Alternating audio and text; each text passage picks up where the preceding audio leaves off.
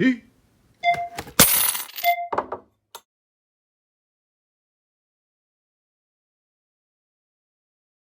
Hello, silver fans. This is T, and you're in the place to be for silver education, acquisition, and entertainment. Hey, I am back. The place to be is the Gold Depot right here in Crown Point, Indiana, and I am back with our buddy Rich, who agreed to come on for another interview. So welcome back on the show, Rich, and thanks for having me back in your shop. I happen to be a very curious guy. I'm on a lifelong quest for knowledge, and I have a lot more questions. So I really appreciate you coming back on and answering those questions for me and my viewers.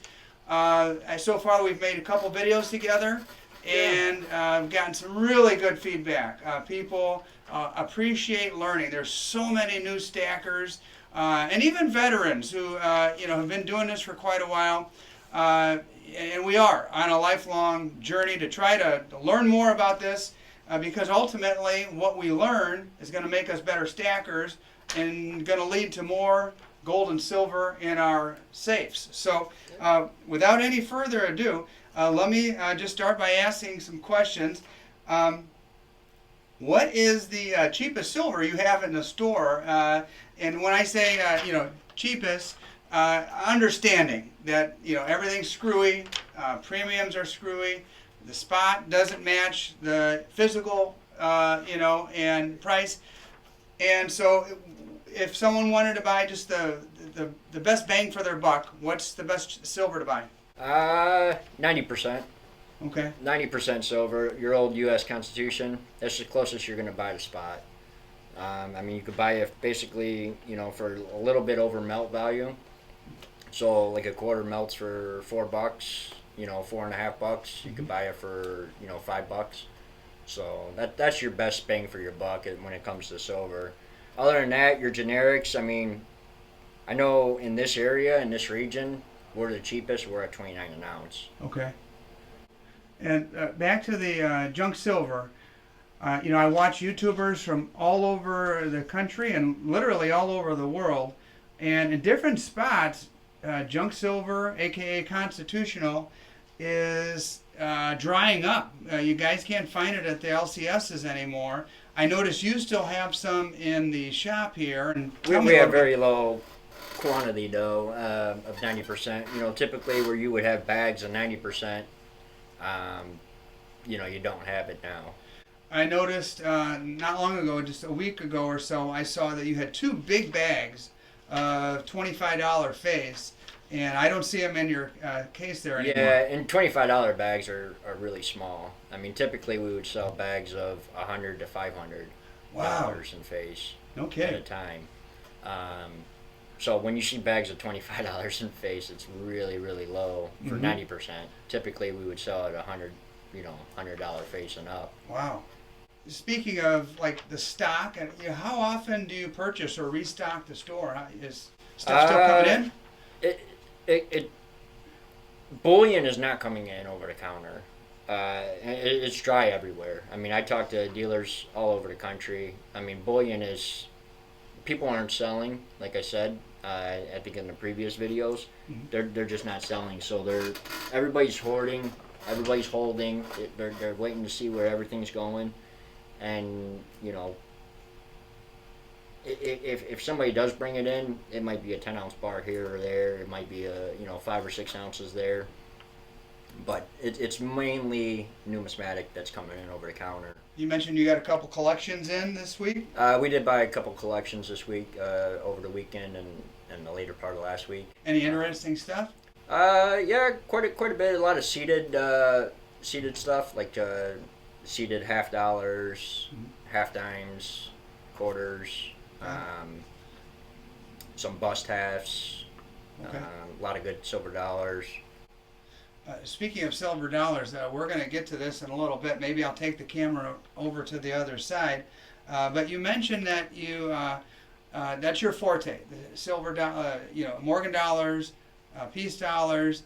But you also mentioned something last time we talked that I wasn't very familiar with, and that's trade dollars. What's a trade dollar?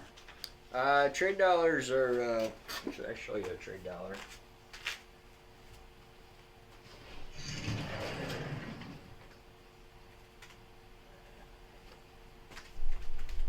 So this is a trade dollar. I think the U.S. went to trade dollars in 1873. Basically, it was trade for overseas, like China, and they kind of mimicked like the Mexican silver trade dollars, and So is this the precursor to the Morgan dollar? this is the dollar. Or were these yes, around this at was the the same dollar, time? This was the dollar prior to the Morgan. Oh. So the Morgans came out in 1878. That was the first year of the Morgan. But a lot of these you'll see they'll have chop marks in it. Ah, I've heard about these chop marks. I watch a guy named the Aloha Stacker, who is one of my favorite guys on YouTube to watch, and he was talking about chop marks and some types of chop marks, from what I understand, in some cases they could diminish the value, some cases they increase the value. Depending on the ornate and how many and where it's located. Yeah, I've seen trade dollars with tons of chop marks that brings crazy money at auctions. Okay. And then I've seen some that have like a little chop mark, off to the side that, brings less than what the coin should be worth. Okay. So I think it just depends on your collectors too. Let's get back to stacking and the state of stacking right now. I've noticed, I mentioned last time, I can see the demographics on my videos and who's watching, and we talked about age. And something I recently noticed is that there are more females watching my show. Do you see ladies walking in here? When I think of coin collecting and silver stacking, I think of just guys, Yeah, you can't think that way. Yeah. So no, ladies, actually, there's a lot of women that are investing in gold and silver. Okay. We have a lot of female clientele. I mean, a woman came in last week. She bought 4 1-ounce gold eagles. Wow.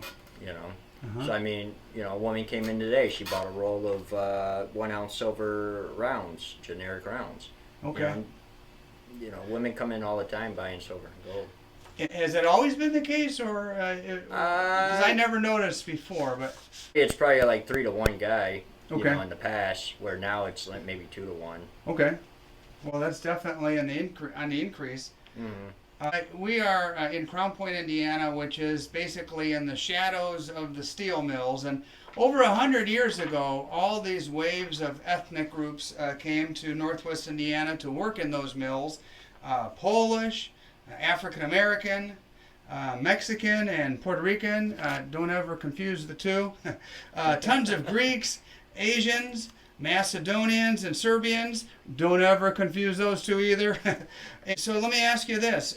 Do you ever know, is there a particular ethnic group that happens to be more involved in silver stacking or gold stacking or coin collecting more than any other? And I'm just curious. It's just one of my weird oddball questions. No. I mean, certain ethnic groups or certain nationalities, they have certain traditions where, like the Greeks might buy, for a certain occasion, might buy a piece of gold or a piece of silver, or Asians may do that, or, but I wouldn't pinpoint any ethnic group buying more than the other. I mean, we see all kinds of people.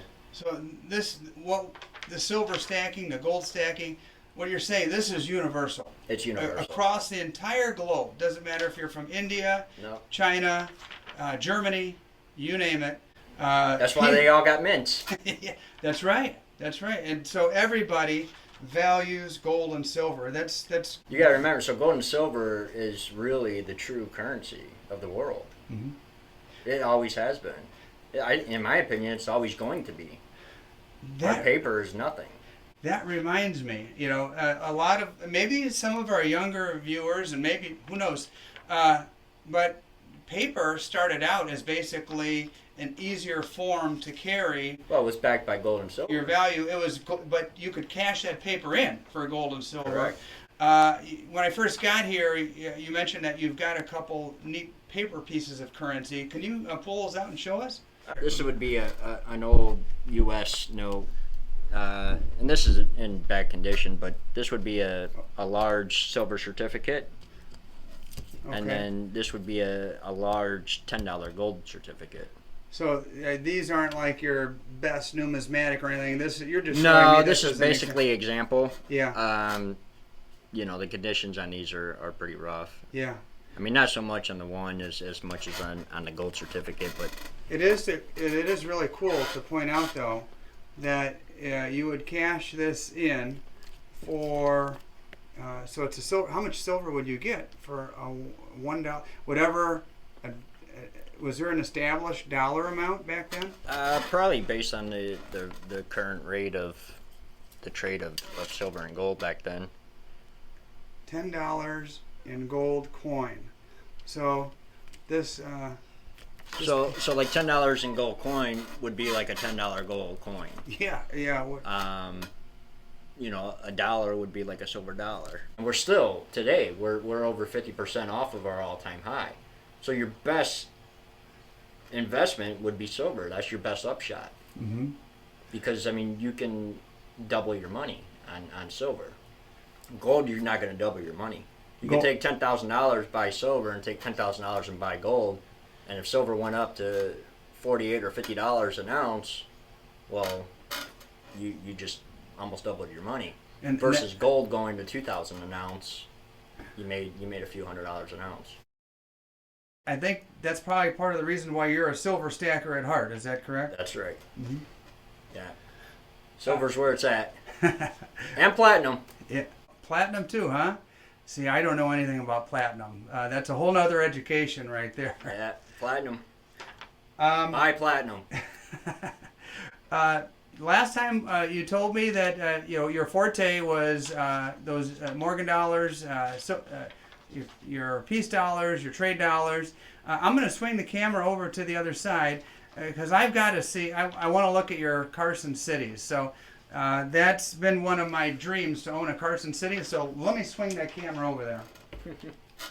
Okay, Rich. Hey, my channel is T the Silver Stacker. I'm primarily a stacker. But I do love collecting as well. That's, I'm primarily a stacker, but I love to collect for the numismatic value and just the interesting history. So if you can just kind of give me a little knowledge on this one right here. That's a first generation PCGS holder. This would be what they call a rattler. Uh-huh. You can kind of hear that rattle. Yeah, sure can. I mean, they were definitely not very generous on the grades because a lot of these you can send them off and get them regraded, and a lot of times they'll come back higher. Okay. This would be the second generation. That's the old green holder is what they refer to. Mm-hmm. And you'll see a lot of my dollars. I do a lot with the tone stuff. Uh-huh. Stuff like this. Oh yeah. Where it's toned. Mm-hmm. And a lot of that's a common day dollar, but, being that tone and that rainbow color and the MS65, your collector's like different. Oh yeah, I know there's a whole market for that. That would be your new PCGS holders. Mm-hmm. Tell me about this one. You called that one a fatty? That's one. Yeah, this is an old fatty NGC. Okay.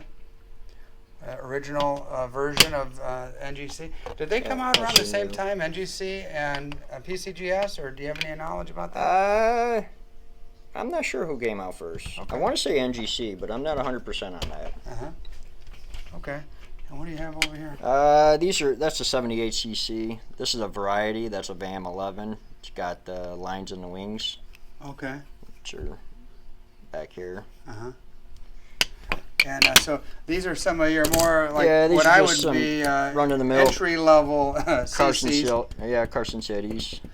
And there's a real pretty one, toner. That's a wild green toner. Which is, the 84 is the common date, but mm-hmm. That's all original toning. That is cool. And then you got GSAs, which were government issued. So. What's the story on these? So you could buy these from the government. It was $15. $15 when? Back in the 70s. Oh, really? Yeah. Okay, so like the silver content was only, a couple bucks or a few bucks.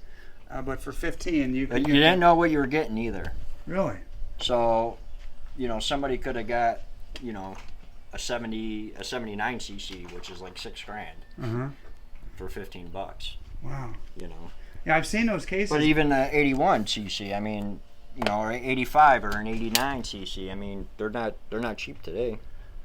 Are all these like in this type of holder CCs or no? or is So this you random had dollars? so you had soft packs too, which were issued like this. So like here's a 78 cc. So basically they call this circulated. Okay.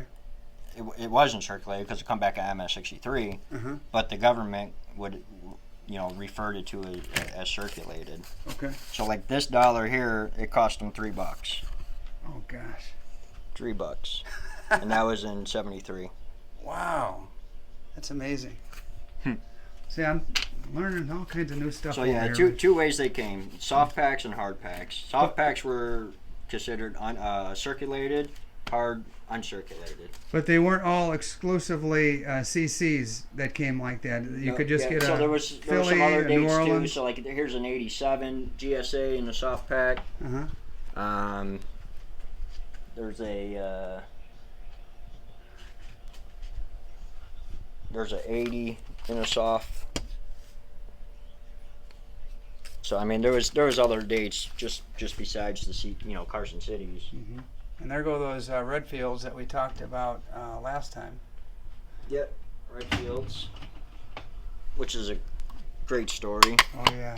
But I mean, there's a lot of different hordes. I mean, you Google some of these hordes, like here's one from the New York Bank horde from NGC. I do have a peace dollar from the Binion horde. Yeah, there you go. That is, and that's the sole reason I bought it because I just thought the story behind it was kind of cool. Yeah, a lot of it is the story behind it. It makes you wonder whose pocket some of these dollars were in. Yeah. Well, for a CC, run of the mill, like entry level, just to have one to get on the board, like $100, $200. Nah, no, you could pick one up for less than 100. Okay. Less than 100 on a common date, worn out. I wouldn't say worn out, but maybe a little bit of meat on the bone. About $70-$80. Okay. All right, Rich. Hey, I noticed these little tins you have down here, and you call those prepping tins. And I know there's a lot of folks in the stacking community that are definitely preppers, and yeah. So a lot of your stackers are preppers too. That kind of thing of when crap hits the fan. Yeah. You're gonna go to the bread line or buy gas or oil or whatever it is. That they pay what a gram of silver, or your larger purchase will be paid in grams of gold. That's silver in your hand there? This is all silver. Okay. These are 1 gram silvers. And then these are our little prepping starter kits, basically. So, like here we have some 90% dimes. Throw it in your bug out bag. This one's a little bit bigger. So we start you off there. Yeah. So like this has $1 in face and 90%. That one has $2 in face. And our pocket size holders hold 24 grams. Okay. Cool. When did you guys come up with that? I haven't seen those before. I've done promotions like these on our Facebook auctions and whatnot like that. And speaking of Facebook, one of the guys in the comments was asking about your Facebook page. What's the name of it? The Gold Depot. You'll see that logo. You know what? I'll make it easy on everybody. I'll just put a link in the description of the video. All right, Rich. Well, hey, I want to end by just thanking you once again for having me at the shop and staying late after closing time and sharing your knowledge with the folks out there who will definitely benefit from it. So thanks, buddy. No problem. Thank you. Just a little more bonus footage here. Rich, I just bought a couple little pieces, which I'll show in a minute from you, and including my second ever silver bar. I bought that 5 ouncer last time. Yeah, so like In my spare time, I'd go to shows and coin shops and whatnot like that. And This is back in the day before you owned a shop. yeah, this is going back years. I mean, so I've always been big on vintage silver. That's where I started. Old Engelhard and Johnson Matthey and Gold Standard and so on and so on. Omega. A lot of the vintage stuff. And back then, a lot of people they didn't know. So your dealers and whatnot like that would never sit down and research a silver bar. They would just silver, and they would silver, and they would sell for silver price. So that's kind of how I made mine. Is I go to the shows and different places and buy a silver bar that for $160, $180 and end up being a $500, $600, $700,000 bar. Wow. You do that quite a few times. I would imagine. I didn't have much spare time, but yeah, when I did, and even 1 ounce bars like this, from the 70s, 60s, and 70s. Yeah. That they would sell you for silver, silver price when silver was at 17 or whatever. You'd buy it for 18. It's a $35, $40 bar. Mm-hmm. And Yeah, let me show the audience here. Got this right here. This is you said it's a round, and you gave me just a bargain basement price, and it's modeled after the flowing hair Liberty coin or flowing hair dollar. Flowing hair dollar, and so here we go, $9.99 fine silver at a good price, and that was cool. And then me too. I like vintage stuff. I like old stuff, and I couldn't pass this one up. Watergate, 1973, Speak No Evil, and very cool design there. Let me show the back here. Watergate, 1973. It even has a second limited edition, 3,900, 1 troy ounce. And are you familiar with this? EJ. It's a vintage company. Okay. And then you got your serial number. So there's only 3,900 of these minted, and then you got your serial number up here. What did it say? 850, 860, or? Let's see. Number 864. So there you go. You're number 864 of what? 3,900. Yeah. You're gonna get me just hooked even more on this vintage stuff, but I like it. Well, here's the thing: silver drops back down to $17. It's still a $35, $40 bar. That's true. That's a good point. Silver goes up to $100. Well, now it's a $100 bar. Yeah. and back to what you said in one of the previous episodes, Rich. Stack what you like. That's right. All right, buddy. We're gonna end it with that. Have a good one. All right. See ya.